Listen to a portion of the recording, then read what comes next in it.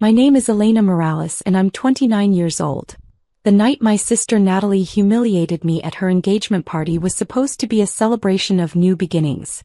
Instead, it became the moment I finally revealed to my family that the disappointment they'd spent a decade mocking was actually the one person keeping them all afloat. But before I tell you how I shut down my sister's $95,000 engagement party by revealing I owned the estate she'd been bragging about for months, you need to understand just how deep the cruelty ran in my family. I arrived at the Willowbrook Estate at 6:15 p.m. on a warm evening in late September. The property was breathtaking. A historic mansion set on 12 acres of manicured gardens, with string lights hanging from ancient oak trees and a view of the valley that looked like something from a painting. I'd purchased the estate 11 months ago for $1.8 million, and every time I looked at it, I still felt a thrill of accomplishment. What made tonight special wasn't just that it was beautiful. It was that my sister had no idea she was hosting her engagement party on my property. I parked in the guest lot and walked toward the main entrance, where a welcome table had been set up with place cards and a guest book. A young woman in a catering uniform greeted me with a bright smile. "Welcome to the Natalie and Trevor engagement celebration. Can I have your name?" "Elena Morales," I said. "I'm Natalie's sister." Her smile faltered slightly as she searched through the place cards. She picked up a clipboard, scanned it, then looked back at me with confusion. "I'm sorry, I don't see you on the primary guest list. Let me check the secondary list." "Secondary list?" I asked, though I already knew what that meant. "Oh, it's just, sometimes there are different tiers of guests with different access levels." She found my name and her expression shifted to something between embarrassment and pity. "Here you are. You're on the observer list." She handed me a badge clipped to a gray lanyard. Unlike the other badges I could see guests wearing, ivory with gold trim that said family and friends, mine was plain gray with black text, Guest Observer Limited Access. What does limited access mean? I asked, though again I already knew. I'd seen the access lists Natalie had submitted to my estate manager 3 weeks ago. I'd approved them personally, curious to see exactly how far she'd go. "It means you can attend the ceremony and watch the celebration, but you don't have access to the buffet, the bar, or the formal seating areas. There's a viewing section set up on the side terrace." She looked genuinely uncomfortable delivering this information. "I'm sorry. I just work for the catering company." "It's not your fault," I told her, clipping the badge around my neck. The gray lanyard hung heavy and obvious against my navy dress, a visual marker of my second-class status that everyone could see. I walked through the main entrance of the estate I owned, past the marble floors I'd had restored, under the crystal chandelier I'd spent $40,000 having rewired and cleaned, into the grand ballroom where 83 guests were already mingling with champagne and hors d'oeuvres. The moment I stepped through the doorway, I felt heads turn. People glanced at my gray badge, then quickly looked away. A few whispered to each other. I recognized most of the guests. Family members, my parents' friends, people from Natalie's social circle. Every single one of them wore the ivory and gold family and friends badge. My sister Natalie stood near the French doors leading to the garden terrace, radiant in a white cocktail dress that probably cost $2,000. Her fiancé Trevor stood beside her in a tailored suit, his arm around her waist. They were holding court, accepting congratulations, laughing at jokes, posing for photos. My parents stood nearby, my mother in an elegant emerald gown, my father in a tuxedo, both beaming with pride. Natalie saw me and her smile widened, not with warmth but with something sharp and triumphant. She grabbed a microphone from the nearby podium and tapped it for attention. Everyone, can I have your attention for just a moment?" The room quieted. All 83 guests turned toward her. I stood near the entrance, suddenly very aware that I was about to become the center of attention in a way I absolutely did not want. "I just want to take a moment to acknowledge someone special," Natalie said, her voice dripping with false sweetness. She pointed directly at me. "My sister Elena is here. Everyone, that's my sister right there by the door." People turned to look at me. I forced myself to smile and give a small wave. "Now, some of you might notice that Elena has a different badge than the rest of us," Natalie continued, gesturing to her own ivory and gold lanyard. "That's because this is a very special, very intimate celebration and we wanted to make sure we had the right people in the right places. Elena's badge says, Guest Observer, which means she can watch and enjoy the celebration, But this is really for family only. Real family. The silence that followed was excruciating. I could see people shifting uncomfortably, not sure whether to laugh, agree, or pretend they hadn't heard. A few looked genuinely shocked. No buffet access for observers, I'm afraid, Natalie added with a light laugh. This is for real family only. But Elena, we're so glad you could come and watch. Trevor and I wanted you to see what a real celebration looks like. Trevor, her fiancé, actually high-fived her. He raised his hand and she slapped it with a grin, as if she'd just delivered the perfect punchline to a joke. A few people in the crowd chuckled nervously. Most just stared at me, waiting to see how I'd react. My mother was smiling, not broadly but enough that I could see she approved of this public humiliation. My father looked slightly uncomfortable but said nothing. My Aunt Rosa, standing near the bar, looked down at her drink.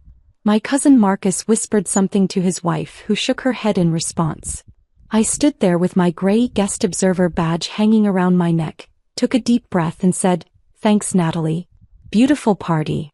The estate looks wonderful. Doesn't it?" she said brightly. Trevor and I searched for months to find the perfect venue. Willowbrook Estate is exclusive.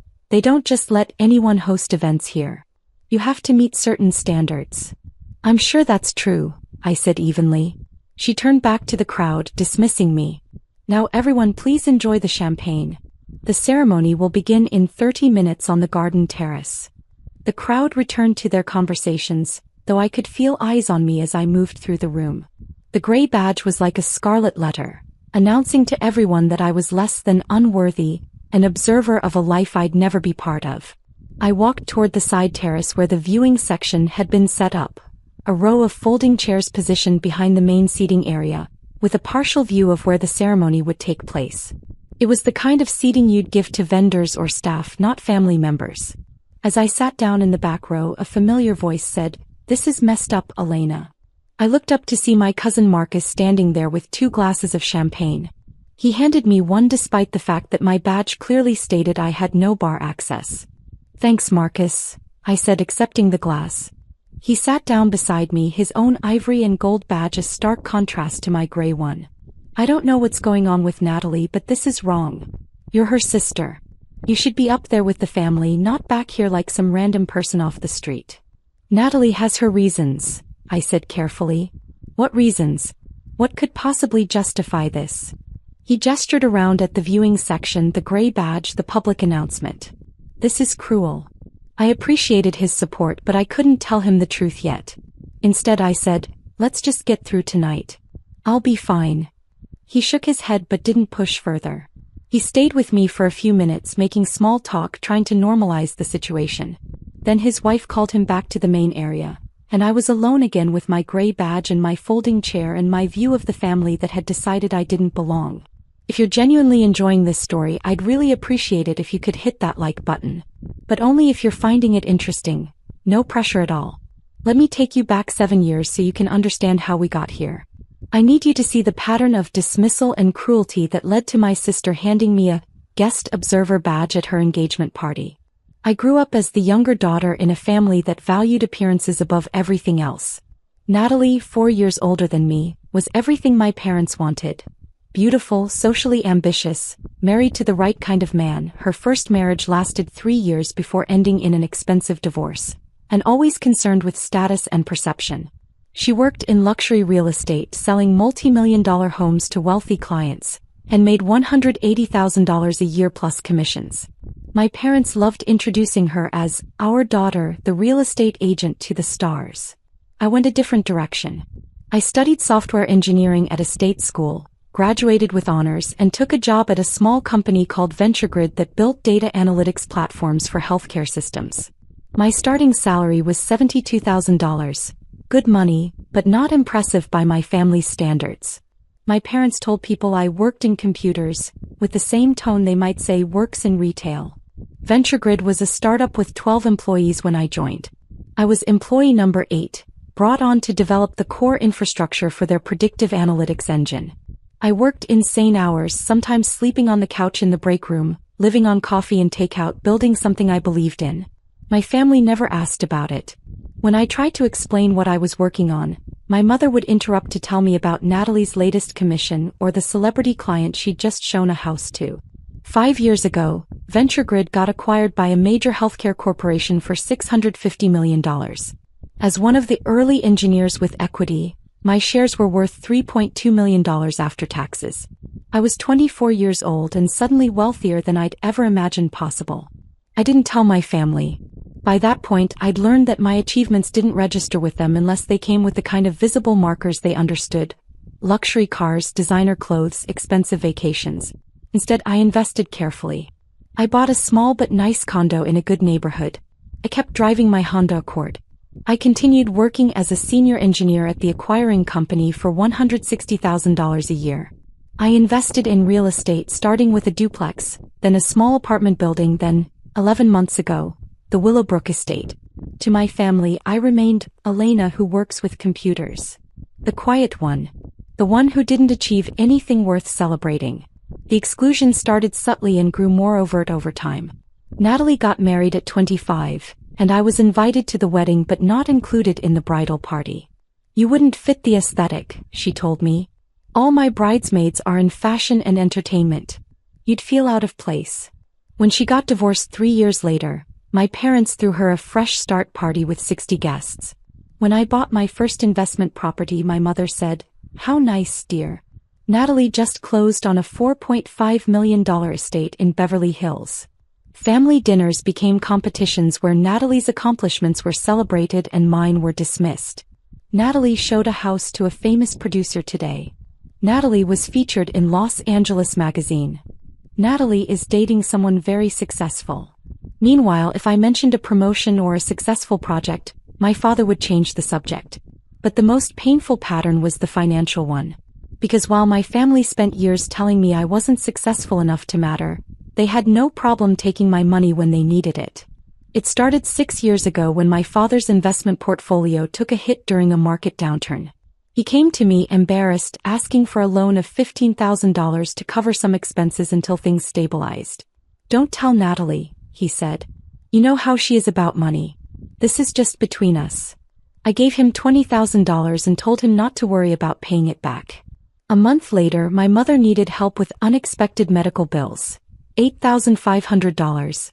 Then Natalie needed a loan for her divorce attorney. $12,000. Then my parents needed help with property taxes. $18,000. Then Natalie needed money for a down payment on a condo. $35,000. It became a pattern. Every few months, someone would call asking for money. The amounts varied. $3,000 here, $10,000 there, $25,000 for a business opportunity. That fell through. Over 6 years, I gave my family $278,000. I kept meticulous records in a spreadsheet. Date, amount, recipient, stated reason. They never thanked me in front of each other. They'd call me late at night or send private texts, their voices strained with financial stress. Then the next day at family dinner, they'd act like nothing had happened. Natalie would brag about her latest purchase. A new car, expensive furniture, a vacation to Europe. My parents would praise her financial success. No one mentioned that I was the one actually funding half of it. I kept giving because I thought eventually they'd see my value. I thought if I was generous enough, helpful enough, quietly supportive enough, they'd recognize that I was worth including in the family. But the opposite happened. The more I gave, the more they took me for granted. 2 years ago, Natalie announced she was dating Trevor, a venture capitalist with family money and a portfolio of successful tech investments. She was thrilled, my parents were thrilled, and suddenly every family gathering became about Trevor and Natalie's perfect relationship. When they got engaged 8 months ago, my parents threw them an engagement dinner at an expensive restaurant. I wasn't invited. I found out about it when my mother posted photos on Facebook. When I called to ask why I hadn't been included, my mother said, "Oh, Elena, it was just immediate family and Trevor's parents. Very intimate. You understand." "I'm immediate family," I pointed out. "Well, yes, technically. But Natalie wanted to keep it small and elegant. You know how you are at these things, you're not really comfortable in that environment." 3 months ago, Natalie called me asking for $40,000. She and Trevor wanted to host an elaborate engagement party, but Trevor's trust fund disbursement wouldn't come through until the next quarter. "It's a loan, obviously," she said. "We'll pay you back as soon as the money comes in. This party is really important to us. We're inviting some of Trevor's business connections and we need to make the right impression." I'd reached my limit with the financial requests. "Natalie, I've given you and Mom and Dad almost $280,000 over the past 6 years. I can't keep doing this." There was a pause. Then she laughed. "Elena, don't be dramatic. You haven't given us that much money. And anyway, family helps family. That's what we do. When has the family helped me?" "Oh please. You're being ridiculous. We include you in things, we invite you to events. You didn't invite me to your engagement dinner. Because it was small." I explained this. Her voice had taken on that sharp edge it got when she was annoyed. "Look, either you're willing to help your sister or you're not. It's your choice." I made a decision in that moment. "I'll tell you what, Natalie. I'll do something better than giving you $40,000. I'll give you the venue for free." "What do you mean?" I know a place. A beautiful historic estate with gardens, views, enough space for 100 guests. I can get you the venue for free if you want it." She was immediately interested. "What's the catch?" "No catch. I just want to help my sister. Consider it my engagement gift." She was suspicious but intrigued. I sent her information about Willowbrook Estate, the property I'd purchased 6 months earlier as an investment and event venue. I didn't tell her I owned it. I told her I had connections and could get her a discount. She fell in love with it immediately. The historic mansion, the gardens, the prestige of the location. It was exactly what she wanted for her engagement party. When she called to ask about pricing, my estate manager quoted her the standard rate: $25,000 for venue rental plus catering, staffing and service fees that would bring the total to around $95,000. "That's way too much," Natalie said. "Elena said she could get me a deal." My estate manager, who knew exactly who Natalie was and what I was planning, said, "Let me check with the owner." He called her back and offered her the venue for free. Venue rental waived, she'd only pay for catering and services. The total came down to $47,000, which she and Trevor could afford. She accepted immediately. Over the next 3 months, she bragged to everyone about how she'd landed this exclusive venue, how she had connections that got her special treatment, how her engagement party was going to be absolutely stunning at this gorgeous estate that normal people can't even book. She never once thanked me for the referral or acknowledged that I'd helped her get the venue. When I mentioned it at a family dinner, she said, "Oh, that? Elena just gave me a name. I'm the one who negotiated everything and made it happen." And now, sitting in the viewing section with my gray guest observer badge, watching my sister accept congratulations for her beautiful venue and her sophisticated taste, I knew exactly what I was going to do. The ceremony began at 7 p.m. on the garden terrace. Trevor stood under an arch decorated with white roses and ivy, waiting for Natalie to walk through the garden path. It wasn't a wedding, just an engagement celebration, but they'd planned it with wedding-level formality. There were readings about love and commitment, champagne toasts, a ceremonial ring exchange where Trevor gave Natalie a promise ring to wear until the wedding. From my folding chair in the viewing section, I had a partial view.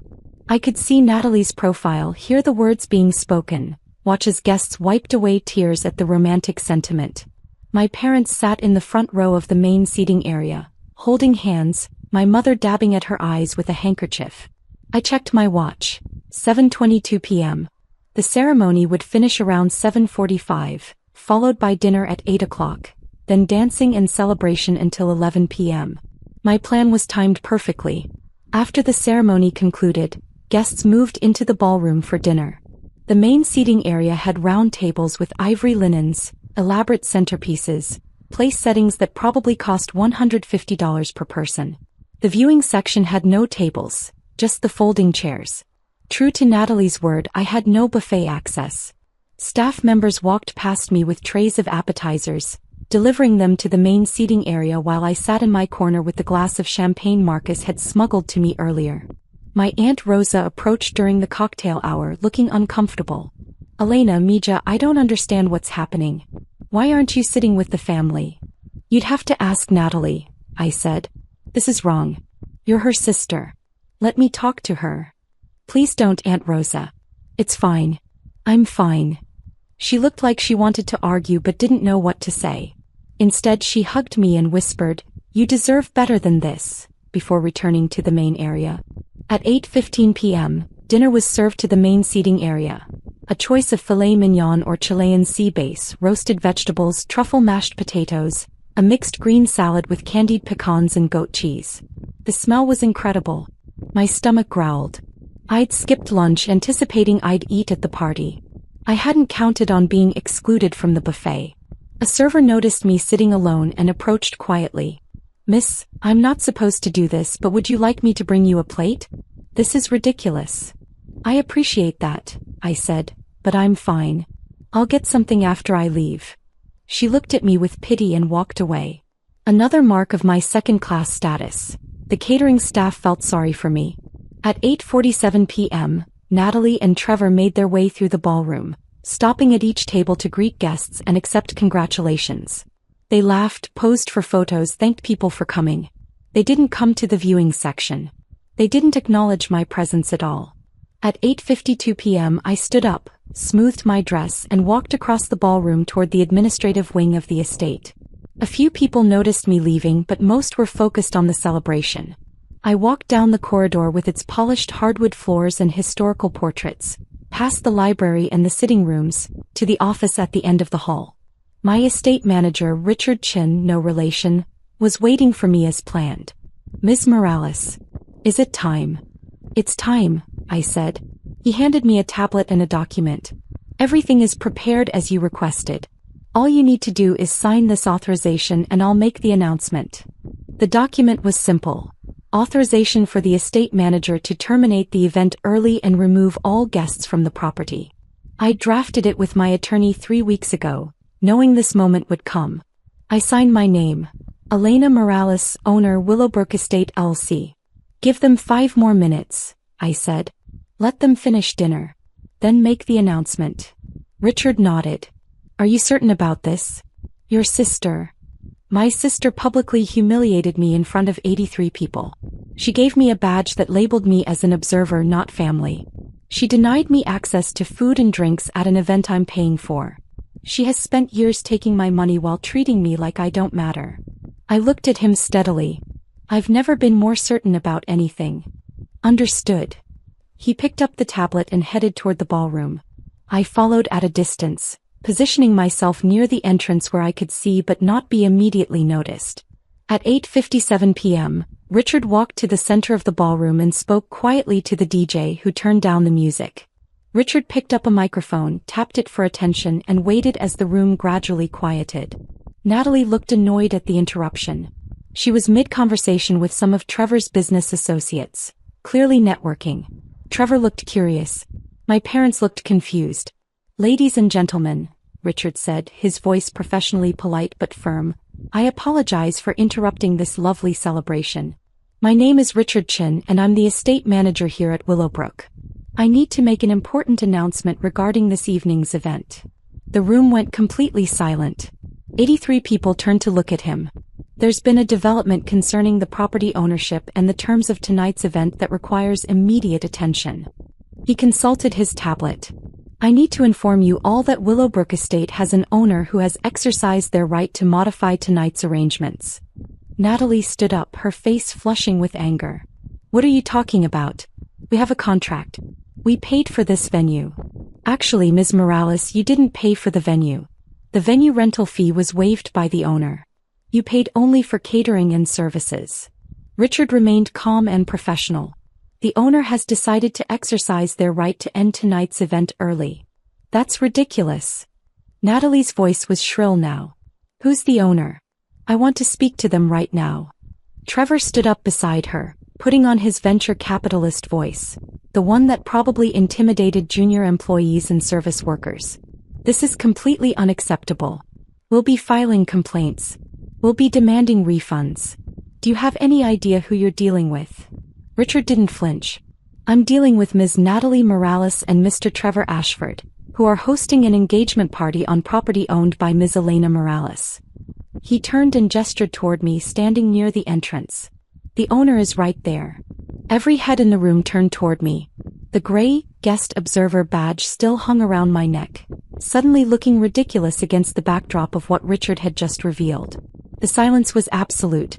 I could see the confusion on people's faces, the shock on my parents' expressions, the dawning horror on Natalie's face as she realized what this meant. I stepped forward into the ballroom and Richard handed me the microphone. I took it, looked around at the 83 witnesses and said, "Hello everyone. For those of you who don't know me, I'm Elena Morales, Natalie's sister. The one with the guest observer badge." Natalie's face had gone from flushed to pale. "You're lying. You don't own this place. You can't afford." "I purchased Willowbrook Estate 11 months ago for $1.8 million, I said calmly. "I have the property deed, the LLC formation documents, the title insurance and 11 months of property tax payments to prove it." "Richard, would you like to show them the deed?" Richard pulled up a document on his tablet and held it so nearby guests could see. A property deed clearly showing Elena Morales as the sole owner of Willowbrook Estate LLC. My mother found her voice. "Elena, I don't understand. Where would you get $1.8 million? "From the same place I got the $278,000 I've given this family over the past 6 years, I said. "I worked for a startup that got acquired. My equity payout was $3.2 million. I invested it carefully in real estate and other ventures. I've been quite successful actually. You just never bothered to ask." My father stood up. "If you have that kind of money, why didn't you tell us?" "Because every time I tried to tell you about my work, my achievements, my success, you interrupted to talk about Natalie. Because when I bought my first investment property, Mom said it was nice, and then spent 20 minutes talking about Natalie's latest commission. Because I learned that my accomplishments didn't matter to this family unless they came with the kind of visible status markers you could brag about to your friends." Natalie had found her footing again, anger replacing shock. "So what? You own the venue. Big deal. You still can't just kick us out. We have a contract, we paid for services." "You paid $47,000 for catering and staffing," I said. "I waived the $25,000 venue fee as my engagement gift to you. That was generous of me, don't you think? Especially considering that 3 months ago, you called me asking for $40,000 to fund this party, and when I said I couldn't keep giving you money, you called me ridiculous and said family helps family." The room was riveted now. This had gone from an engagement party to something else entirely. A public unveiling of family dysfunction that no one could look away from. "When has this family ever helped me?" I continued. "You've taken $278,000 from me over 6 years. You excluded me from Natalie's engagement dinner. You gave me a guest observer badge at a party I'm essentially paying for. You announced to 83 people that I don't have buffet access because this is for real family only." I looked directly at Natalie. "You said I should watch and see what a real celebration looks like. So here's what a real celebration looks like when the person you've been mocking actually owns everything you're standing on." Trevor tried to take control of the situation. "Look, clearly there's been a family misunderstanding." "There's no misunderstanding," I said. "Natalie has spent years treating me like I'm worth less than her. She's taken my money, dismissed my achievements, and excluded me from family events. Tonight, she handed me a badge that labeled me as an observer and told 83 people I'm not real family. She did that on property I own, at a party I made possible, in front of witnesses who can now see exactly who my family really is." My Aunt Rosa spoke up from her table. "Elena's right. This is wrong. I've watched this family treat her terribly for years and I didn't speak up enough. But this," she gestured at my gray badge, "this is cruel." A few other people murmured agreement. I could see some guests pulling out their phones, undoubtedly texting friends about what they were witnessing. This would be the talk of every social circle for months. Natalie's voice cracked. "You're really going to shut down my engagement party? On what's supposed to be one of the happiest days of my life?" "No," I said. "I'm not going to shut it down. The party will continue. Everyone here is welcome to stay and enjoy the rest of the evening. The catering you paid for will be served. The bar will remain open, the music will keep playing." I paused. "But I am going to make a few changes to the access badges." I nodded to Richard, who'd been holding a box of new badges. He walked to Natalie and handed her a gray, guest observer, lanyard identical to mine. "From this moment forward, I said. Natalie and Trevor are guest observers at this event. No buffet access. No bar access. No formal seating. You can watch from the viewing section and see what a real celebration looks like when you're not considered real family. The shock on Natalie's face was complete. You can't do this. I absolutely can. It's my property. And Richard, please provide ivory and gold family and friends badges to everyone else in the room. They're all welcome to enjoy the full celebration, except for the guest observers. Richard had clearly prepared for this.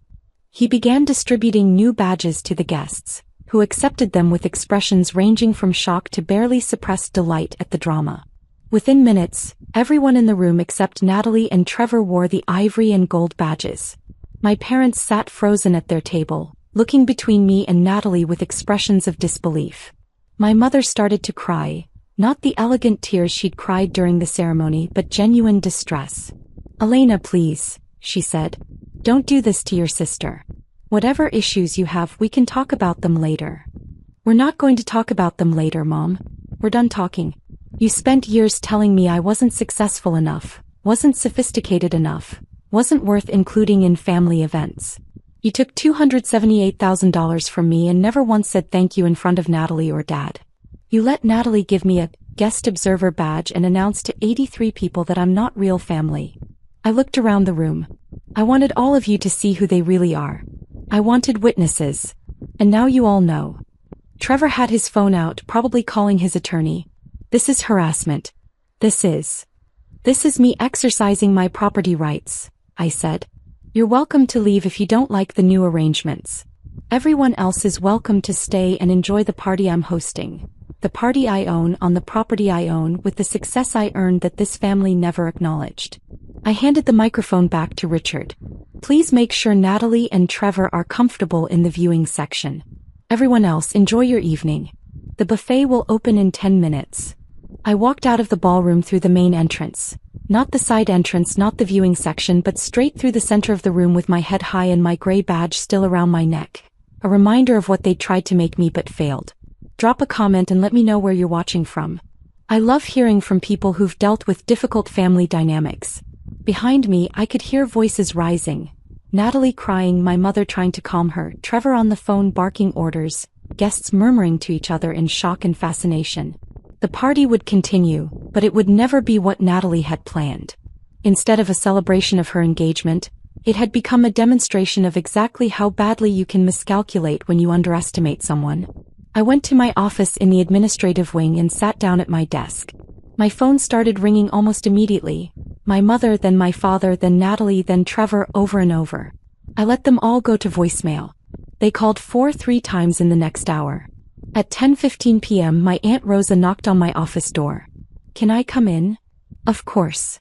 She sat down across from me, still wearing her ivory and gold family and friends badge. That was quite a reveal out there. Was it too much? I asked, suddenly wondering if I'd gone too far. "Too much." She shook her head. "Mija, that was perfect. Your sister has been treating you terribly for years and your parents let it happen. Tonight you showed everyone exactly what that looks like. You let them humiliate you publicly, then revealed they did it on property you own. That's not too much. That's justice. She's going to hate me forever. She already didn't value you. You just made sure everyone else knows that now." Rosa reached across the desk and took my hand. "I'm proud of you. I should have stood up for you years ago and I didn't. I'm sorry for that. You're standing up for me now. That matters." She stayed with me for another hour and we talked about family, about patterns of behavior, about the courage it takes to finally say, enough. Then she went back to the party where apparently most of the guests had stayed, enjoying the open bar and the catering and the drama they'd just witnessed. The party ended at 11:30 p.m.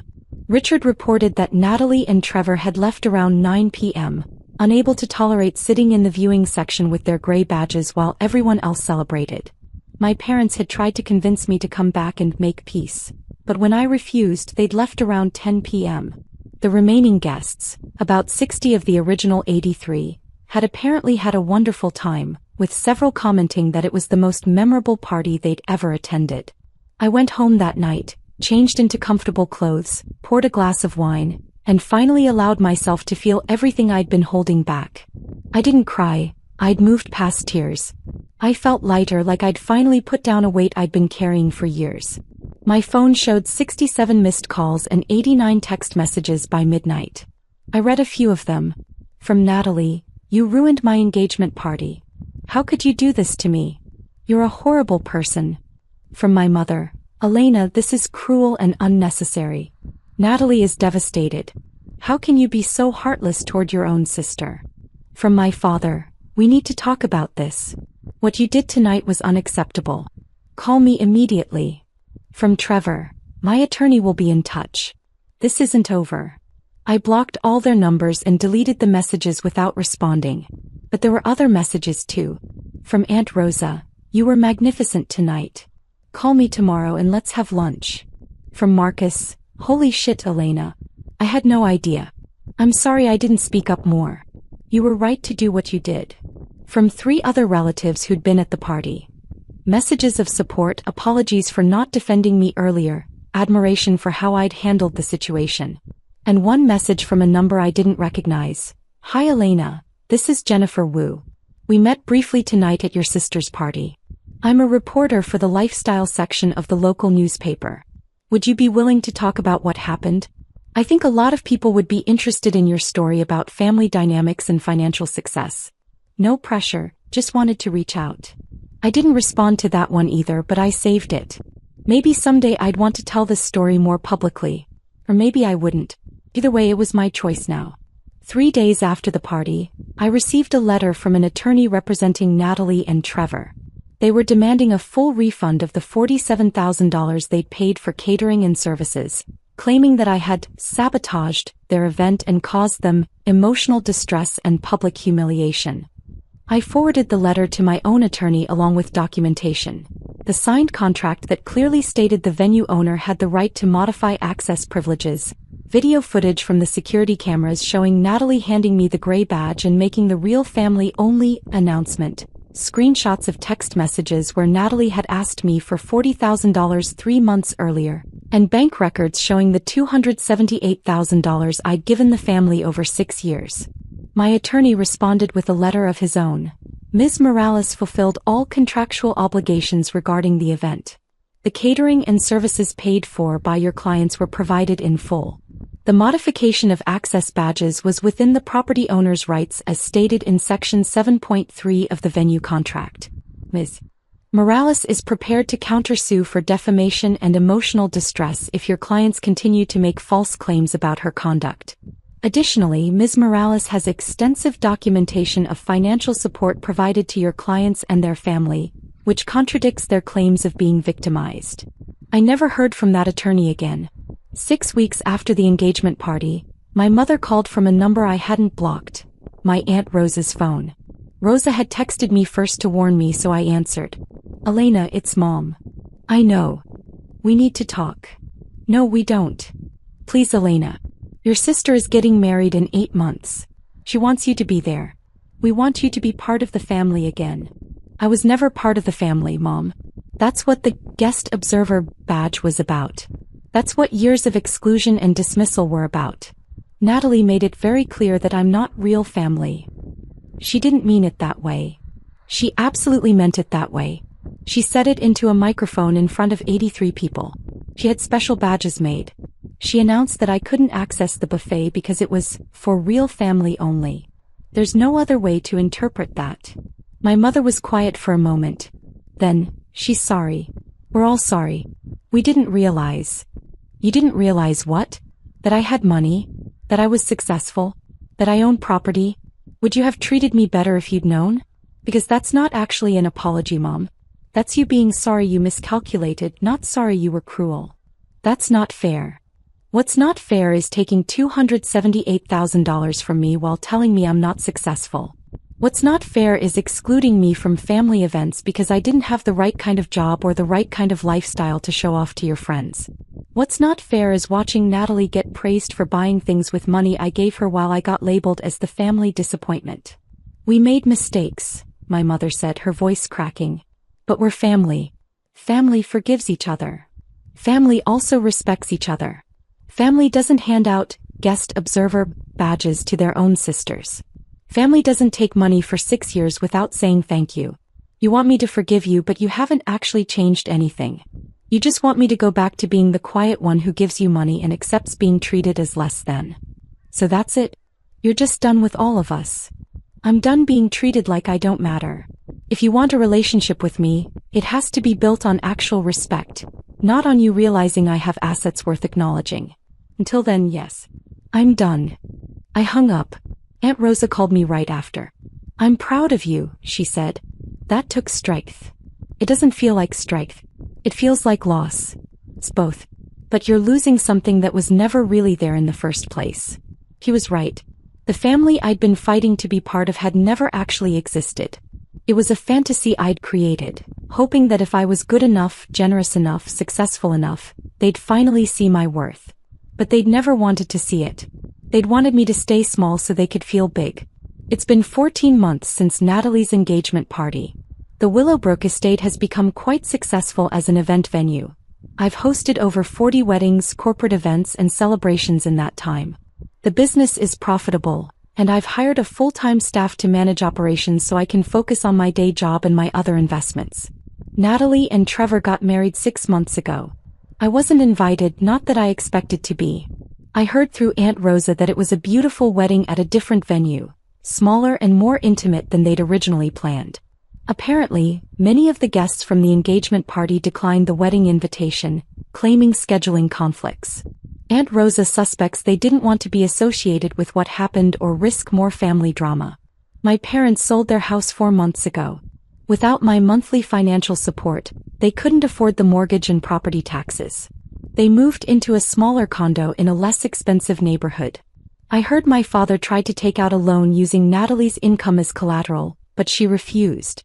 She has her own family now, my mother told Aunt Rosa. She has to think about her future with Trevor. The golden child, apparently, doesn't shine quite so bright when there's no one else's money propping her up. I don't miss them. That's the part that surprises me most. I genuinely don't miss being part of a family that spent years making me feel worthless. I've built something better. Real relationships with people who value me for who I am, not what I can provide or how I make them look. Aunt Rosa and I have lunch every 2 weeks. Marcus and his wife came to my condo for dinner last month and apologized for not speaking up sooner. I've gotten involved in mentorship programs for women in tech, and those relationships have become more meaningful than anything I had with my biological family. Last week, I was at Willowbrook Estate reviewing plans for an upcoming wedding when I saw a couple viewing the property for their own event. The bride-to-be looked around the ballroom with wonder. "This place is perfect," she said to her fiancé. "It feels like somewhere that really values family." I almost laughed at the irony. This place, where I'd revealed to 83 people that my family had given me a guest observer badge and told me I wasn't real family, had become a symbol of celebration and belonging for other people. But maybe that's exactly the point. The family you're born into doesn't define you. The people who share your DNA aren't automatically the ones who will value your worth, support your dreams, or treat you with basic human dignity. Sometimes the most powerful thing you can do is stop fighting to be accepted by people who will never see your value, and instead build your own life with people who do. I learned that lesson at my sister's engagement party, standing in front of 83 witnesses with a gray guest observer badge around my neck, in a ballroom I owned on an estate I'd purchased with success my family never acknowledged. I learned that sometimes the best revenge isn't dramatic or cruel. It's simply revealing the truth and letting people see what's been hidden in plain sight all along. Natalie got her engagement party at her dream venue. My parents got to play the role of proud family for 83 witnesses. And I got something far more valuable. Freedom from people who would never see my worth no matter what I achieved. The gray badge is framed in my office now, hanging on the wall as a reminder. Not a reminder of humiliation, but of the moment I finally stopped begging for scraps of acceptance from people who had nothing worth accepting me into. The moment I realized I didn't need their validation because I'd already validated myself. I'm Elena Morales. I'm 29 years old. I own a successful event venue, have investments worth over $5 million, and I'm surrounded by people who actually respect me. My biological family gave me a guest observer badge and told 83 people I wasn't real family. They were wrong. And 90 minutes later when I walked to the office and signed one document, everyone knew it. And I've never been happier in my entire life.